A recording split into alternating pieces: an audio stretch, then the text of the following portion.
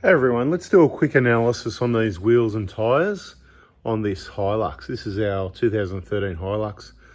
Bit of a farm ute and also set up to do some of the harder tracks. It's got the True Track LSD and the locker in the front. A lot of steel rims we see getting bent, but usually on the tracks and that, you're not always hitting wheels. Now these ones, they're the genuine Toyota wheels, Prado, and they're being painted black as per the videos.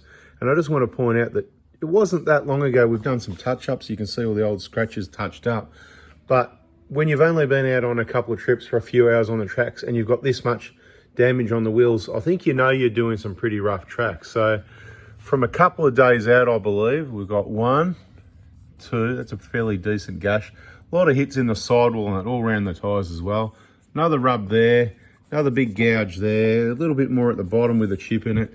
If these were steel rims and they were copping this much hits around the side, they would certainly be getting bent. Some people might say, but you can bend it back. Well, that's great, but these original, genuine, alloy quality rims, they just don't get bent, they don't get damaged, other than, of course, your normal scratching over the top, whatever the case may be.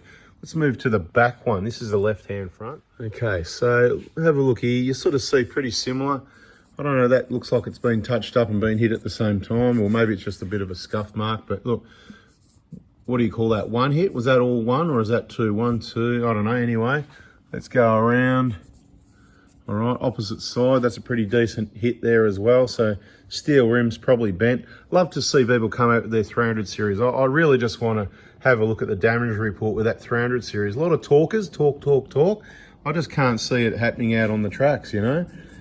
So that's, what, 3 places on that rim that have been hit. A lot of talkers, but anyway, some scratches there, no big deal. Driver's side never cops it as bad because you can actually see where you're going.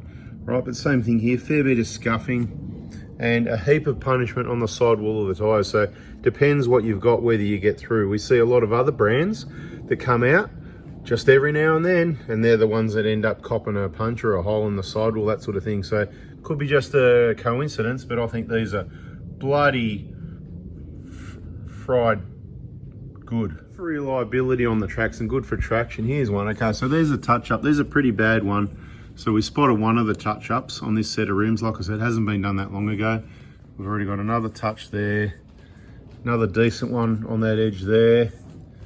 And if we come around this side, another decent one there. So a fair bit of damage on 4 wheels, considering it's only been on the tracks. Let's say this would be no more than 10 hours on the tracks, you know. So I'll touch them up again and we'll see what happens next time.